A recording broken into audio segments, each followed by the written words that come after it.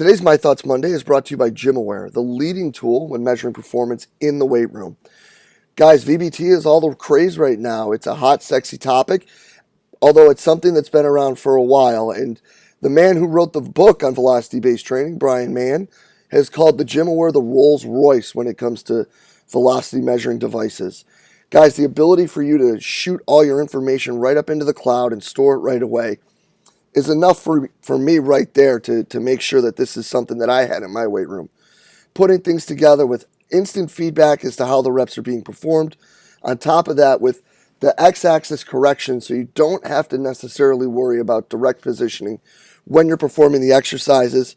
Tying that in with the visualization of everything and the ability to allow the athletes to compete. Make this an absolutely stellar tool and something I couldn't recommend you having in your weight room enough. Hop on over to kinetic.com.au today and see everything that they have to offer. Hey everybody, if you enjoy the podcast and the content it provides, be sure to hop over and check out the community. The community is an exclusive members website that is just an extension of what we do here in July at the Central Virginia Sport Performance Seminar. What it is a combination of video lectures, a coach's corner with your Monday morning take-home information, and a forum where you can talk about anything and everything related to the field of strength and conditioning. In the community, you'll find content added each month from some of the top practitioners in the world, ranging from PhDs to high-level coaches, bringing you exactly what they're doing with their athletes or their research at the present moment. On top of that, an additional discussion by coaches bringing you that Monday morning information, things that you can add to your training program right away.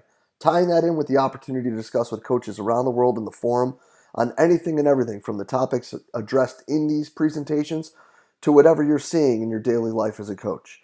If this sounds like the right thing for you and your staff, go ahead and hop over to cvasps.com/community and try it out for 48 hours for just $1.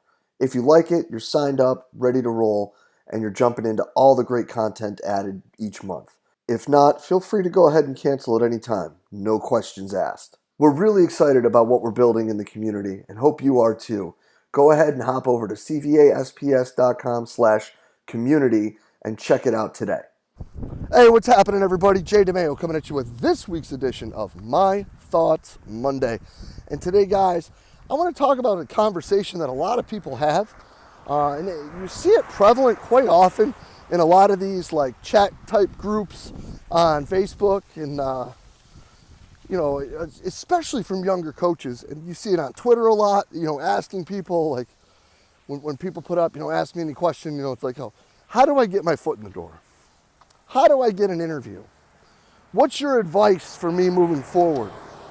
Well, I'd like to talk about one thing in particular today because we just went through the hiring process and we're super stoked about the direction that we're going with this part-time position. We've had some super coaches, some really awesome men and women have come through and really done a great job, and we've been lucky to have each one of them end out landing a position that was a step up from here. But, getting that first job, getting that GA or that first part-time assistant or that first assistant job, man, it's hard. So it's something that a lot of people ask a lot of questions to. And I think that the best answer that I could give you was on Power Athlete Radio when Donnie from Texas was on there. This could be almost a month ago. And I was listening to it, and the quote was awesome.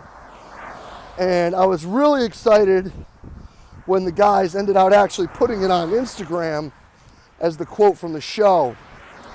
And what he said was, who you know gets you the job, what you know keeps the job, or something in that sense. And that's the truest thing I've ever heard in my life. And there's been a lot of people that have talked about, we need to change how people get in positions and this, that, and the third with all of that. But I'm gonna run with what Donnie said because he's right and because it is right. and talk to you about how that fit in the situation that we just went through over the last few weeks. For those of you in those positions where you're looking for those positions, those starter positions, you may not be so familiar with a television show from the 90s and early 2000s that was called Seinfeld. It was basically a show about nothing.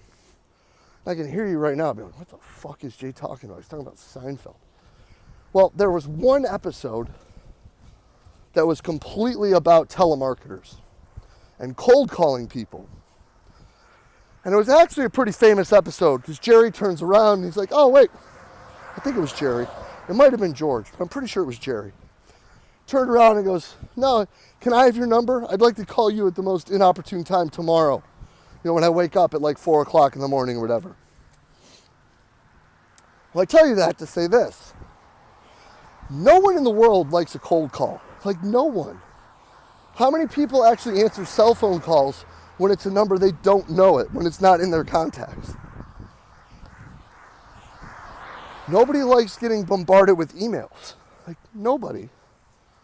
Especially somebody who's as absolutely ADD about clearing all their notifications as I am. So, there are some people that completely disagree with me on this, but I can't stand it. And it does nothing to help you. Absolutely zero.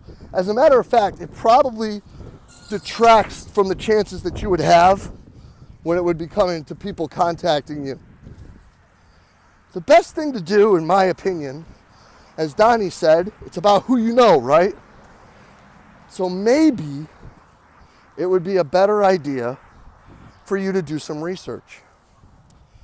We talk all the time about, you know, like he said, it's just as much, if not more, about who you know as what you know. So how are you building your network? Who's in your network? Who are you talking to about positions? Who are you talking to about openings? Who are you reaching out to learn from other than the people that you're with, you know, 24/7 at the institution you're at now? Those are the important questions. Because really, what you're going to need to do is lean on them to help you get in for those positions. Prime example.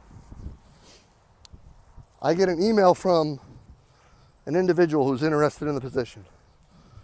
Coach, blah, blah, blah, really would love to be there, blah, blah, blah. Ready to start right away, blah, blah, blah.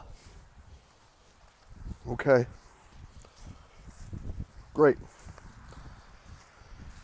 Get a text message from a good friend of mine, someone who I trust, someone whose opinion is extremely valuable to me. Yo, JD, hit me up when you get a chance. So I got a position, got somebody you might want to talk to.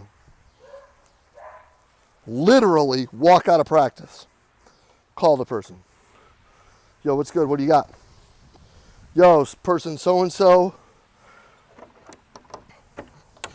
they're going to apply today. Do you mind if I give them your number and have them give you a call because they had a few questions about the position? No, 100%. Well, first of all, before we even go any further, the position's open, right? Like it's open. Yeah, 100%. This position was wide open. Backtrack. Bad news. Sometimes they're not. And I know that there's some people that hate that too, but sometimes there's people that are ready for those jobs, that are in a position to take that job already. And that's just how it works. So now you've had someone in your network call. Boom. They know the people there. Boom. Now you've got your foot in the door and they're ready to talk to you and you know the position is actually open. Boom. 4 big stones right there. As opposed to you saw it on NCAA or whatever job site you found it on and you reached out.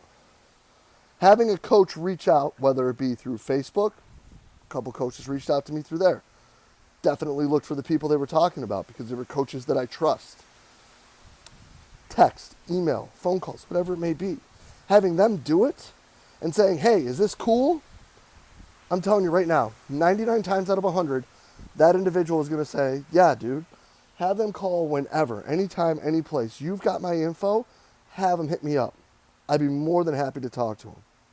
Because guess what? You just got an interview. It might not be a interview, as in a sense of face-to-face or on Skype, but you have the opportunity to talk to the person making the hiring decision.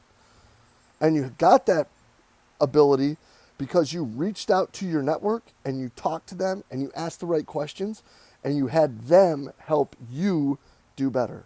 Because at the end of the day, those of us who are in positions where we hire people, okay, want to find people that are the best possible.